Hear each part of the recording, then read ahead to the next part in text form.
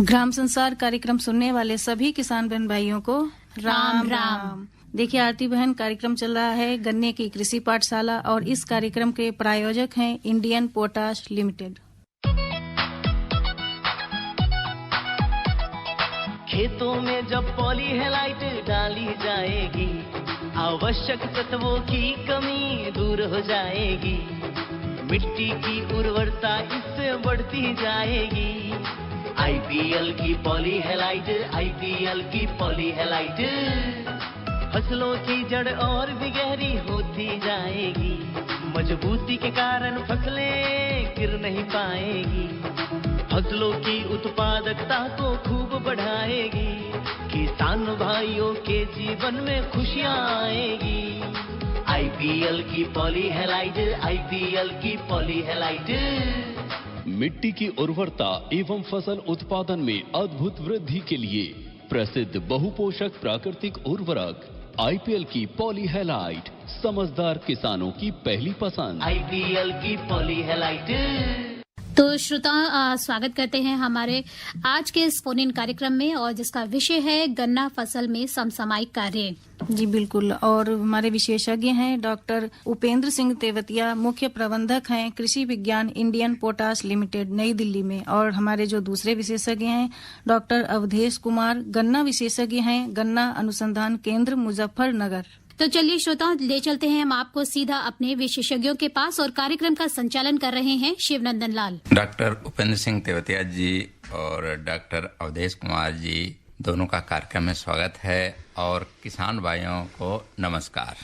तो तेवतिया जी, जब तक हमारे किसान भाइयों के फोन आते हैं और आपसे किसान भाई ज्यादातर जुड़ना चाहते हैं, तो सबसे पहले तो ये जानना चाहूंगा कि जो किसान भाइयों ने गन्ने की फसल अपनी लगा रखी है और धीरे धीरे वो अब इस समय तैयार हो चुकी है, और उसकी कुछ किसान भाई कटाई शुरू भी कर चुके हैं, और जो चीनी मिल हैं वो भी कहीं कहीं चालू हो गए हैं, और जब चीनी मिल चालू हो गए हैं तो निश्चित तौर पे किसान भाइयों की पर्ची आनी शुरू हो गई होंगी, और जब कटाई करेंगे तो सबसे पहले तो यही चाहूंगा कि गन्ने की कटाई करते समय क्या सावधानी रखें जिससे कि किसान भाई का भी नुकसान न हो, और जो मिल को गन्ना पहुंचता है उसकी भी गुणवत्ता अच्छी रहे। बहुत बहुत धन्यवाद शिवनंदन जी। और बिल्कुल आपने सही कहा कि मील अब शुरू हो चुकी है। आईपीएल की भी वेस्टर्न उत्तर प्रदेश की तीनों मीलें वो शुरू हो चुकी हैं, और दिवाली में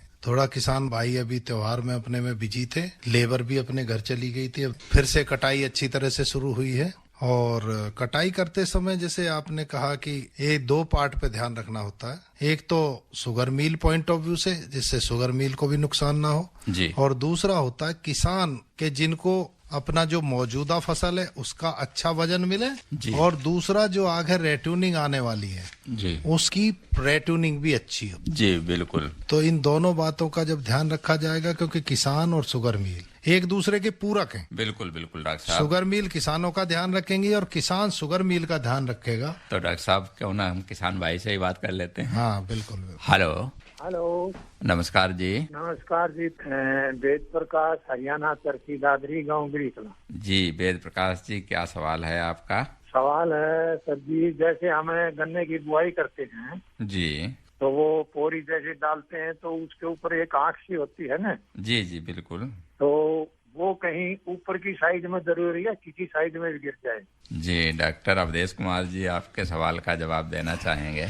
वेद प्रकाश जी, जब गन्ने की बुआई जिस समय कर रहे हैं, और वो जो आंख की आप बात कह रहे हैं, आंख जो है हमेशा साइड में रहे। साइड में अगर एक आंख आपने ऊपर कर दी तो दूसरी जो एकांतर कंडीशन में होगी वो आंख जमीन की तरफ चली जाएगी, तो जो स्वस्थ होते हुए भी 180 डिग्री घूमकर कभी भी वो आंख जर्मिनेट नहीं करेगी, और आपका जमाव वहां पे प्रभावित हो जाएगा। यदि आपके पास बीज कम है, नई किस्म का बीज है और कम है, दो आंख की कांची काट के उसको जमा के रख के एक आंख सीधे हाथ की तरफ हो, दूसरी आंख उल्टे हाथ की तरफ हो, तो आपका जमाव 100% होने की पूरी संभावना। किसान भाई, मैं आपको इसमें एक चीज ऐड करना चाहूंगा कि अभी एक तकनीक चली हुई है सिंगल बड़ वाली, अच्छा, एक आंख के टुकड़े भी काट के कुछ किसान भाई बोल रहे हैं, और वैज्ञानिक भी कह रहे हैं कि एक आंख के टुकड़े काटिए आप। एक आंख का टुकड़ा।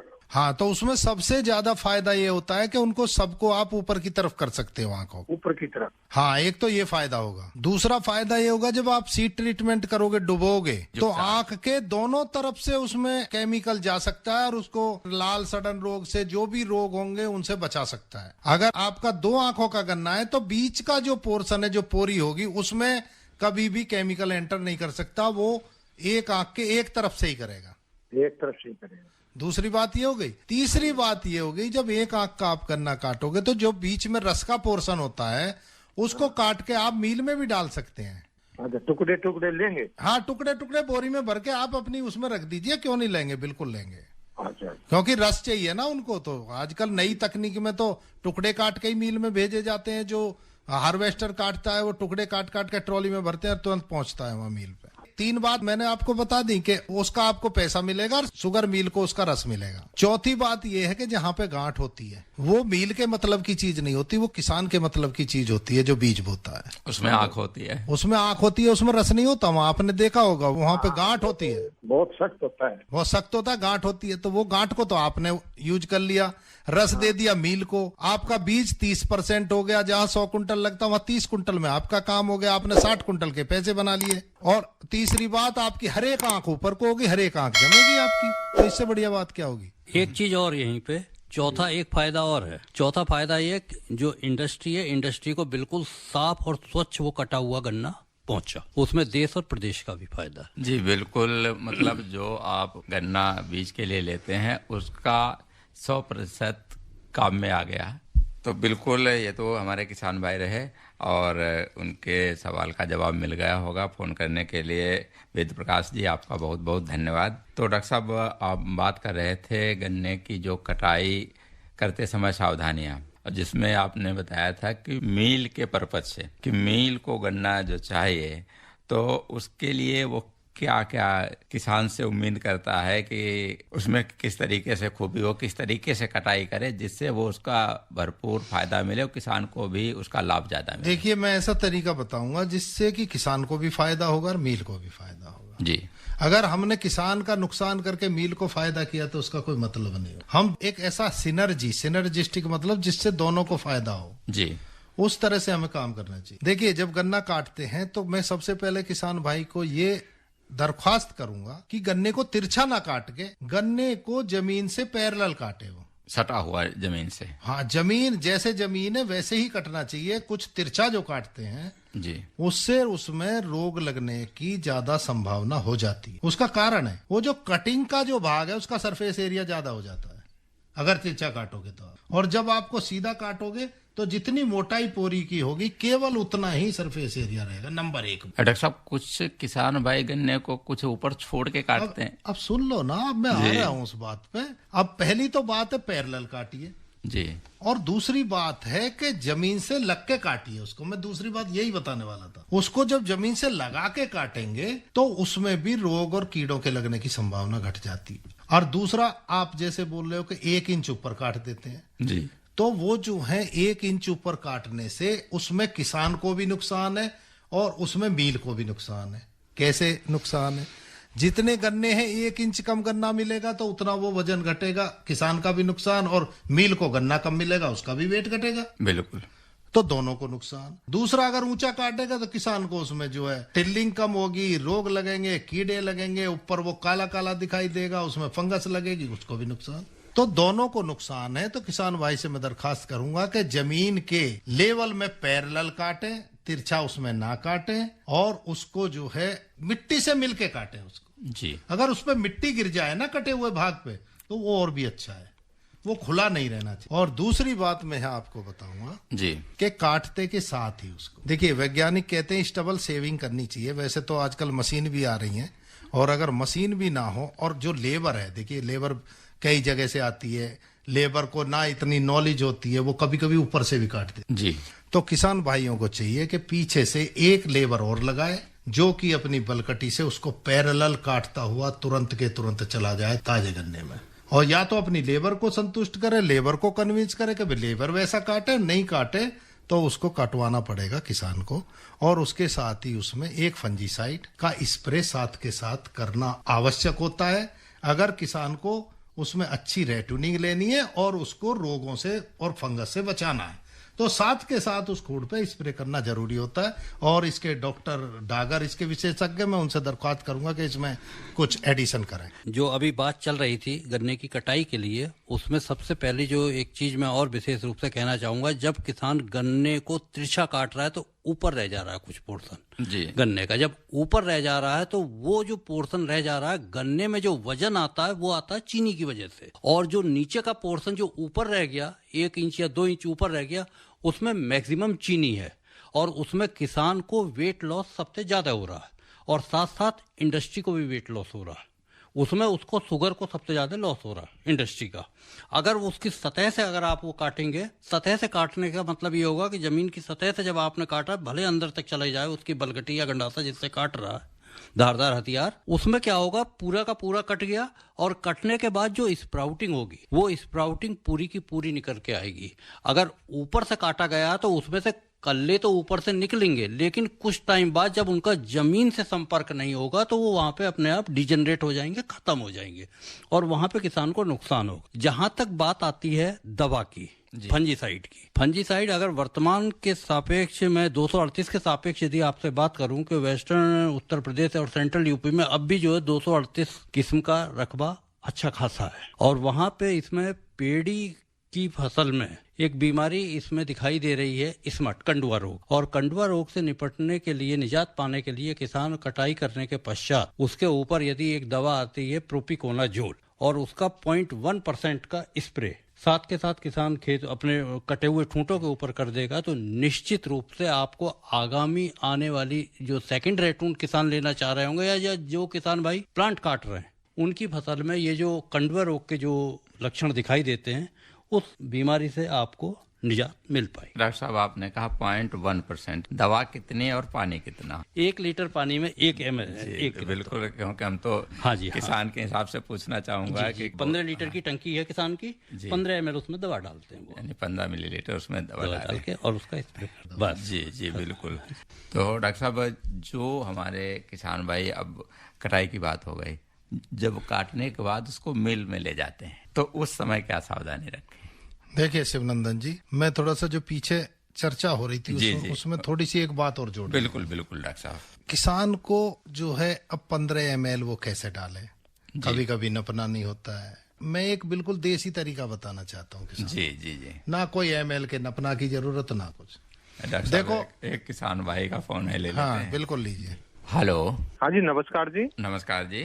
मेरा क्वेश्चन है, मैं सुशील कुमार बोल रहा हूँ मथुरा से। जी सुशील कुमार जी, ये गन्ने की जो बुवाई करते हैं वो कौन सा समय बेहतर रहेगा जिससे किसान को अच्छा फायदा मिले, फसल अच्छी हो? गन्ने की बुआई के लिए सुशील कुमार जी जो सबसे उपयुक्त समय है वो साल में 2 बार आता है। या तो सितंबर के लास्ट में आपको दिखाई देगा जब 28 से 32 डिग्री सेंटीग्रेड के करीब तापमान रहता है, या आप मथुरा में है तो वहां पे आपको फरवरी के लास्ट में या 15 फरवरी के आसपास ये टेम्परेचर आपको मिल जाएगा, जो सबसे उपयुक्त तापमान होता है गन्ने के जमने के लिए। ये सबसे उपयुक्त समय भी होगा मथुरा के हिसाब से, क्योंकि थोड़ी वहां पे गर्मी ज्यादा है, ठीक है। और जो वर्तमान में गन्ना मंत्री जी भी वहीं के हैं, तो मैं एक चीज जरूर कहूंगा कि आप वहाँ पे जो नई किस्में आई हैं उनकी अवश्य बिजाई करें, चाहे उसमें को 15023, कोलक 14201, कोसा 13235, कोसा 17231, 238 को छोड़ नई किस्मों की तरफ आप लोग बुआई के लिए बढ़ें और उसमें निश्चित रूप से आपको आमदनी अवश्य बढ़ेगी आपकी। ठीक है सर, क्योंकि शुगर मिल स्टार्ट होने वाली है तो मथुरा में किसानों में क्रेज भी है जी गन्ना दोबारा से बोने का। जी अभी वहाँ पे बहुत कुछ किया जा सकता है गन्ने में मथुरा के अंदर। ठीक है सर, बहुत बहुत धन्यवाद। सुशील कुमार जी, फोन करने के लिए आपका भी बहुत बहुत धन्यवाद। जी तेवतिया जी, आप बता रहे थे किसान भाइयों को। हाँ, देखिए, दवाई जो होती है दुकान से जब लाता है किसान तो वो 1 एकड़ की दवाई आती, सीधी सी बात है जी, 1 एकड़ की दवाई है ये, 5 बीघा की, मोटा। हाँ, दुकान पे लेता है, वो कहता है मैं 1 एकड़ में डालना है। हाँ, एकड़, तो वो कह देते हैं ये 1 एकड़ की दवा है। अब अगर उसे 2 बीघे में डालनी है तो उसके 5 हिस्से करके 2 हिस्से उसमें 2 बीघे के लिए हो जाएंगे जी। बीघा छोटा बड़ा है तो वो कैलकुलेट करना। अब मैं एक मोटा तरीका बताता हूँ। देखो फसल की जो पत्तियां हैं कितनी फैल चुकी हैं गन्ने में, उससे किसान को ये अंदाजा हो जाता है भाई मेरे 1 एकड़ में 10 टंकी लगेंगी या 15 लगेंगी, या कुछ छोटी है तो कुछ कम लगेंगी, 8 लगेंगी जी। उसको सीधे 8 नपनों में भाग कर लो। उसका 8 नपनों में दवाई को मिलाओ पानी में जी, और दवाई को किसी नपने में लो, किसी गिलास में या मग्गे में। पहले सारी दवाई को डाल लो मग्गे में, इकट्ठी सारी डाल लो और उस मग्गे को भर लो पानी से, उसको बाल्टी में डाल दो। अगर 10 टंकी लग रही है तो 9 मग्गे और भर के उसी में डाल दो, तो वो 10 मग्गे हो गए कि नहीं हो गए जी। 10 टंकी में हर एक टंकी में 1 मग्गा उसमें से पहले डाला, टंकी भर ली, ना ML का झंझट ना कुछ। बहुत बढ़िया साधारण तरीका बराबर बराबर दवा आएगी हर एक टंकी में, जितनी जरूरत है उतना उसमें से ले लो। नपना बन गया ना जी। 10 बार डाला 10 नपना बन गया 10 टंकी के लिए। 15 बार नपना बना लिया तो 15 टंकी डालनी है तो 15 में उतना डाल लो। तो अगर गन्ना बड़ा है और बहुत ज्यादा पत्तियां हैं और वो, तो देखो उसमें टंकी ज्यादा लगेंगी स्प्रे करने। कहने का तात्पर्य यह है कि हर टंकी में बराबर मात्रा में दवा आ जाएगी जी। डॉक्टर साहब एक किसान भाई का फोन लेते हैं। हेलो जी, नमस्ते सर। नमस्ते। मैं सरदार मेजर प्रेमपाल सिंह, गांव भड़ंगपुर, जिला हापुड़, उत्तर प्रदेश से बोल रहा हूँ। जी प्रेमपाल सिंह जी, क्या सवाल है आपका? पूछना चाह रहा था सर जी। ये डॉक्टर साहब अभी बता रहे थे कि गन्ना पैरेलल मीन्स तो जमीन से मिला के काटना चाहिए जी, और अगर कोई ऊंचा नीचा रह जाता है तो फिर भाई उसके बाद में लेबर लगा के उसको काटना चाहिए जी। इसका क्या फायदा और क्या नुकसान है सर? जी डॉक्टर तेवतिया जी आपके सवाल का जवाब देंगे। देखिए फायदा इसका ये है कि जैसे डॉक्टर साहब ने बताया भी चुके हैं डॉक्टर डागर, कि अगर जमीन से ऊपर कोई भी भाग रह जाएगा गन्ने का और उसमें मानो छोटी आंख भी रह जाएगी तो वो आंख फूटेगी, और वो फूटने के बाद में पौधे का पानी, खाद और सब चीज लेगी, लेकिन उसकी जड़ें उसकी जमीन से नहीं होंगी, वो ऊपर ही ऊपर होगी, तो कुछ दिन बाद में वो सूख जाएगी। पहली बात तो ये कि उसका कोई फायदा नहीं हो, इतना वेस्टेज हो गया हमारा उसका। दूसरी बात ये कि जो जमीन से ऊपर का पोर्शन होता है उसमें चीनी ज्यादा होती है, और जिसमें चीनी ज्यादा होती है आप जानते हो मीठी चीज पर आक्रमण कीड़ों के रोगों के होते हैं, उसमें फंगस लगेगी, फंगस लग के वहां से वो नीचे पहुंचेगी आपकी जड़ में, वो और भी जो टिलर होंगे उनमें भी पहुंचेगी। तो उसको सुरक्षित रखने के लिए जैसे मैंने बताया कि उसको पैरेलल काट के मिट्टी के लेवल में, देखिए पौधे और बीज का संबंध मिट्टी से ही होता है, जब तक मिट्टी में नहीं पड़ेगा जब तक वो अपनी पूरी क्षमता नहीं दिखाएगा। ऊपर कुछ भी पड़ा रही है, आप गन्ने को डाल दीजिए खूब अच्छा, खूब आंख है उसमें, और ऊपर डाल दीजिए तो वो जमेगी ही नहीं जब तक उसको मिट्टी नहीं होगी। तो हमें ये करना है कि मिट्टी में रहनी चाहिए हमारी चीज, नंबर 1। दूसरी डॉक्टर साहब, नंबर दूसरी नुकसान की भी बात कही इन्होंने कि नुकसान क्या है, मैं नुकसान भी बताऊंगा। नुकसान ये है साहब, आपकी लेबर फालतू लगेगी थोड़ी सी, अगर आप करा लेंगे लेबर पे तो वो लेबर वो बच जाएगी आप। डॉक्टर साहब दूसरी बात है कि जब कोई भी बीज या जमीन की बात कर रहे हैं उससे पोषक तत्व तो नीचे से ही लेता है। हाँ, वो भी तो है उसको फायदा। तो फोन करने के लिए एक चीज मैं और कहना चाहूंगा आपसे प्रेमपाल जी, कि जब आप कटाई कर रहे हैं, अगर आपने बिल्कुल सतह से मिला के एकदम तेज धारदार हथियार से काटा है तो उसके अंदर टिलरिंग सबसे ज्यादा होगी। अगर आपने खुट्टल या ब्लंट हथियार से उससे काट रहे हैं तब क्या होगा, गन्ना फट जाता है। जैसे ही गन्ना फटेगा तो उसके अंदर फिर आपकी फुटाव प्रभावित हो जाएगा आपका, और बीमारियां ज्यादा लगेंगी, और बीमारियां आपकी ज्यादा आएंगी। जी प्रेमपाल जी, फोन करने के लिए आपका बहुत बहुत धन्यवाद। एक और किसान भाई लाइन पे हैं। हेलो नमस्कार जी, सिमरन जी, धर्मवीर गांधीनगर दिल्ली से बात कर रहा हूँ। जी धर्मवीर जी, क्या सवाल है आपका? डॉक्टर साहब, एक मन में जिज्ञासा है कि गन्ना जो खाने वाला होता है, जो आम आदमी खाता है, और एक गन्ना मिलों में जाता है और गुड़ बनता है और जो उसकी चीनी बनती है, वो अलग भी होते हैं क्या? ये धर्मवीर जी शायद आपने पहली बार भी पूछा था एक बार ये क्वेश्चन, और मैंने इसका जवाब भी दिया था कि कुछ वैरायटी हैं जो चूसने के लिए और मीठी होती हैं और उनको मुलायम भी होती हैं, और मुलायम होती हैं, दांतों से छिल जाती हैं। एक तो ऐसी वैरायटी होती है आराम से छिल जाएगी, और उसकी जो खोई होती है वो नीचे तक उतरती चली जाती है बड़े आराम से। और एक गन्ना ऐसा होता है बहुत टाइट होता है, उसमें मीठा भी कम है और उसमें छिलने में भी परेशानी है। तो देखिए, जो आपको अगर गन्ना खाने के लिए लेना है तो CO 15023 इस समय सबसे बढ़िया वैरायटी है। बहुत मीठी वैरायटी है, बहुत फोकी वैरायटी है, आराम से छिलेगी और आप गन्ने का जूस पीजिए। और आपकी बात सही है, जो गन्ना चूसने वाला होता है वो वैरायटी अलग होती है, और जो सिर्फ मील पे डालना है वो वैरायटी हम उनको चुन सकते हैं। लेकिन डॉक्टर साहब ऐसा भी नहीं है कि जो मिल पे जाता है वो गन्ना चूसा नहीं जा सकता, या जो चूसा जाता है वो मिल पे नहीं जा सकता। ये आपकी बात बिल्कुल सही है। जो भी गन्ना तो सारा मील के लिए ही होता है। बिल्कुल बिल्कुल। उसमें से अपने चूसने के मतलब का गन्ना छांटना होता है। एक्चुअल में वो सॉफ्ट वैरायटी को इसीलिए पसंद करते हैं किसान के उसके अंदर कॉलिन कायमा ज्यादा होता है, जूस की मात्रा ज्यादा होती है। जो सॉफ्ट वैरायटी होगी उसमें जूस की मात्रा ज्यादा होगी। जब जूस की मात्रा ज्यादा होगी, जब आप उसे चूसेंगे तो पूरे के पूरे मुंह में जूस भर जाएगा। जूस भर जाएगा, यस। डॉक्टर साहब, गन्ना चूसने का दूसरा भी फायदा है कि आपके जो मुंह की जबड़ों की एक्सरसाइज, यस, उसको डॉक्टर कहते हैं। आपके दांतों की भी एक्सरसाइज, मंजन, यस, बिल्कुल जी।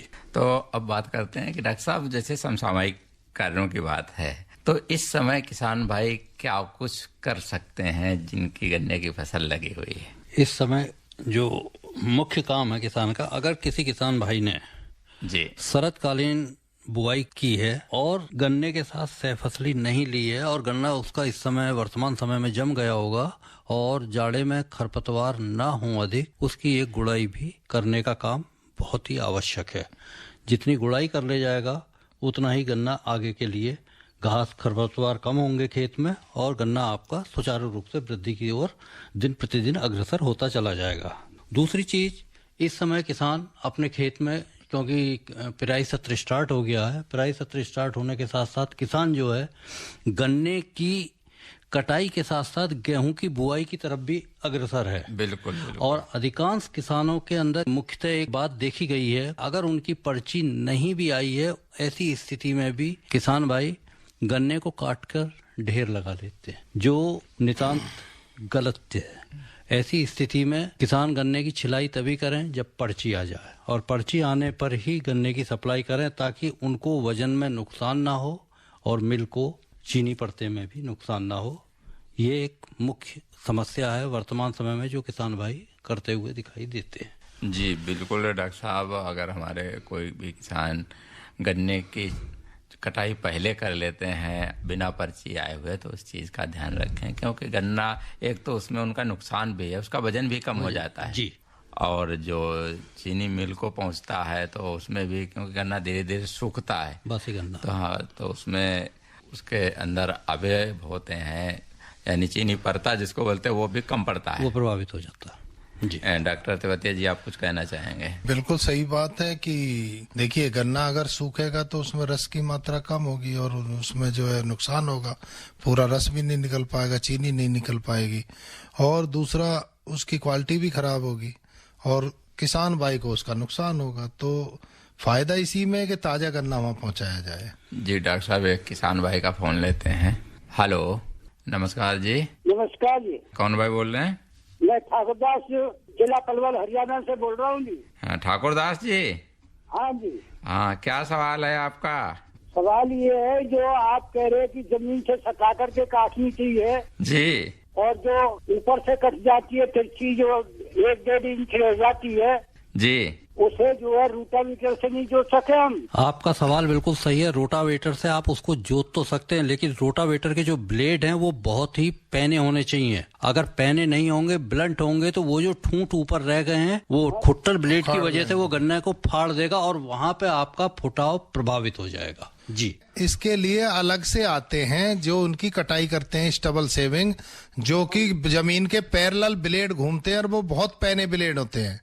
अगर उसको ट्रैक्टर में लगा के उसको चला दें तो वो बहुत अच्छी प्रैक्टिस है, बहुत अच्छा रहेगा। वो RMD बोलते हैं उसको, रेटून मैनेजमेंट डिवाइस। एक नया यंत्र आया है किसान भाइयों के लिए, उसको यदि आप चलाएंगे तो ऊपर के जितने भी ठूंठ रह गए उन ठूंठों को भी वो काट देता है, और साथ में जो पुरानी जड़ें हैं, पुरानी जड़ों को भी तोड़ देगा, और वहीं पे साथ साथ फर्टिगेशन भी कर देगा। आपका सारे काम एक साथ कर देगा, फर्टिगेशन भी कर देगा।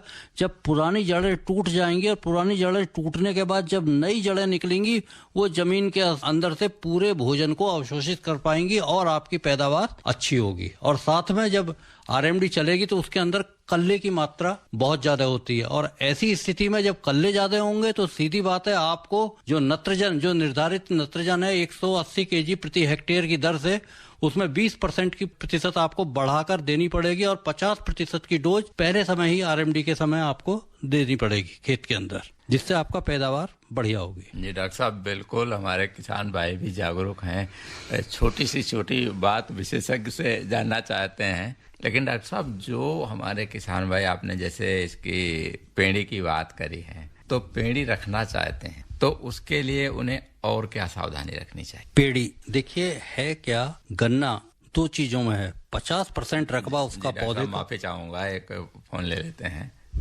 हेलो। हाँ जी, हेलो। नमस्कार जी। नंदन भाई नमस्कार। आप अपना नाम बताइए। मेरा मुजफ्फरनगर में पड़ा जी, टाली गाँव, नाम है धर्मपाल जी। धर्मपाल जी, सवाल ये है, जैसा ये बता रहे थे डॉक्टर साहब भी जी, ये भाई एक आँख की कंची हो जी, मानना इस बात को, एक आँख की कंची की तो बता दी उन्होंने बीघा 8 बीघे वाले को, वो तो बोल सके जिसे बीघा खाद पीक बोना जी, और जिनने 15 बीघे तैयार कर दिया, 10 बीघे तैयार कर दिया, 5 बीघे तैयार कर दिया, उसे कितने आदमी चाहिए, लेबर कितनी चाहिए? देखो धर्मपाल जी, जब चिड़िया बड़ी होती है तो उसके बड़े ही पंख होते हैं, सुना होगा आपने। 50 बीघे जमीन होगी तो उतने ही आपके इंतजाम होंगे, उतने ही साधन होंगे। हमें पता, हमारे बाबा के 1200 बीघे जमीन थी, 10 जोड़ी बैल रहते थे। तो इस बात का समाधान आप अब खुद निकालेंगे, वैज्ञानिकों के पास नहीं है। वैज्ञानिक आपको तकनीक बताता है कि आपकी पैदावार कैसे ज्यादा हो सकती है। और डागर जी आप जोड़ेंगे आपकी बात में। और एक चीज मैं और कहना चाहूंगा धर्मपाल जी, जो डॉक्टर साहब ने भी बात कही थी एक आंख का बोने के लिए, जब आज की डेट में कोई भी गन्ने की नई किस्म आ रही है तो उसको जो एक आंख की आप बो के अपने यहाँ बीज तैयार कर सकते हैं। जहां तक बात आती है 15 बीघे जमीन की आपको बोने के लिए, जब आपका एक आंख से वो बीज तैयार हो जाएगा, फिर आप 2 आंख के कांची काट के फिर आप बो सकते हैं। और फिर दूसरे ये अगर इनकी ज्यादा जमीन है और बीज इतना महंगा है, हाँ, बीज तो एक आंख की बीज से तो जो आपको जितना फायदा होगा, बीज 30% लगेगा। आप जो 70% कॉस्ट बच रही है उसे लेबर में लगा दीजिए। लेबर आपको जरूर लग रहा होगा कि वहां पे ज्यादा लग रही है, ठीक है, लेकिन उधर बीज भी बच रहा है, कहीं ना कहीं चीजें कंपनसेट भी आपकी हो रही होंगी। दूसरा देखिए, 15 बीघे में बो या 20 बीघे में बो, उद्देश्य तो ज्यादा फसल लेने का ही है ना। देखो, गन्ना एक बार बोने के बाद में 2 साल तक पैदावार देता है, तो क्या एक बार बोने में आप उसमें अपना नहीं लगा सकते, पूरी जान नहीं लगा सकते क्या? क्यों नहीं? क्योंकि अगर बोते समय आपने देखिए, आपने जमाव अच्छा ले लिया, खाद अच्छा डाल दिया, ट्रीटमेंट डाल दिया, 2 साल के लिए फ्री हो गए आप, और आपके पूरा का पूरा वजन आपका तुल जाता है और उसमें जाता है। डॉक्टर साहब, हम तो ये कहेंगे कि आप जितने क्षेत्रफल में ज्यादा लगाएंगे उतना उत्पादन भी तो आपको ज्यादा, उत्पादन पैसा भी तो ज्यादा मिल रहा है ना, उतना आपको खर्चा। मैं तो जब ही कहा जितनी बड़ी चिड़िया होंगी उनको उतना ही पैसा भी तो इन पे ज्यादा होगा ना। जी बिल्कुल। धर्मपाल जी, फोन करने के लिए आपका बहुत बहुत धन्यवाद। एक और किसान भाई लाइन पे है, उनसे बात करते हैं। हेलो। नमस्कार जी। गन्ने की पाठशाला, नमस्कार जी। नमस्कार जी। नमस्कार। इंद्रवीर तेवतिया, गाँव नत्थूगढ़ी। जी तेवतिया जी, स्वागत है कार्यक्रम में आपका। आज का विषय जो था, अभी डॉक्टर साहब बताने के लिए अलग वैरायटी है, मिल की अलग वैरायटी है जी। तो एक वैरायटी थी 1148 जी बिल्कुल। तो डॉक्टर साहब उसका कोई विकल्प आया, और एक थी 1997 जिसमें कम पड़ता था और चीनी की मात्रा सबसे अधिक थी।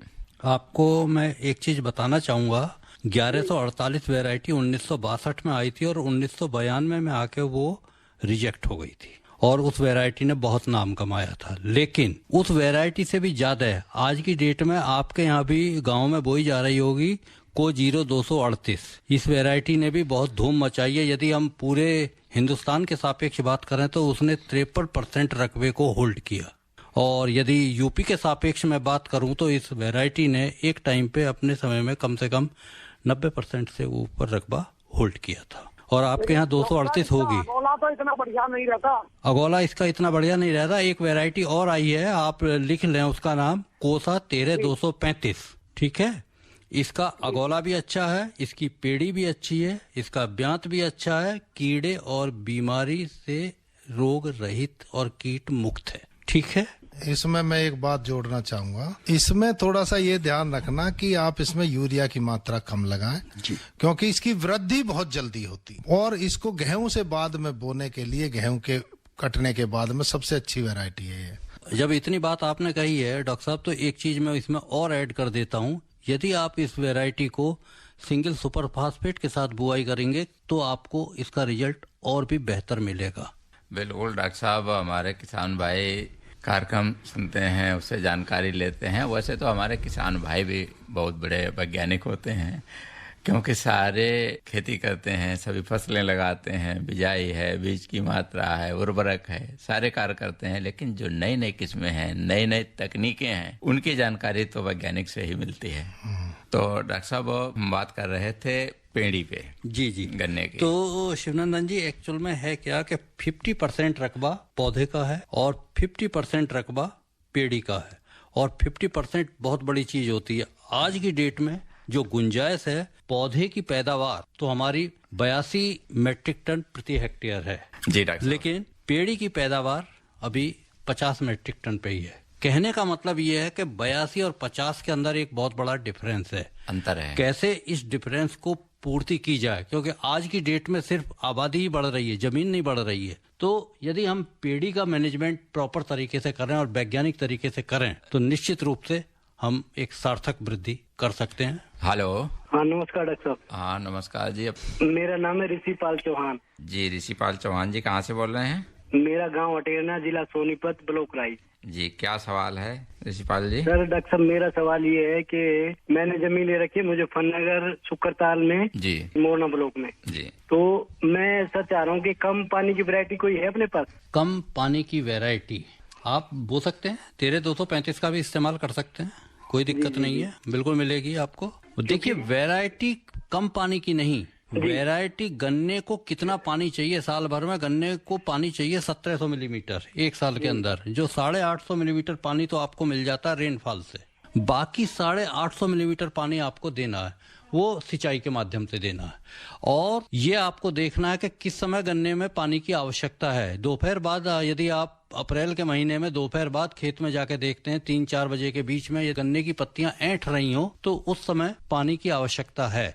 यदि खेत के अंदर नमी है तो वहां पे अनावश्यक पानी देने की आवश्यकता बिल्कुल नहीं। जी डॉक्टर साहब तेवतिया जी, चलते चलते अपने किसान भाइयों को आप क्या कहना चाहेंगे? किसान भाइयों को मैं ये कहना चाहूंगा कि उनकी जो गन्ना पैदा करने की जो तकनीक है जी, एक तो वो उसमें इम्प्रूवमेंट लाएं।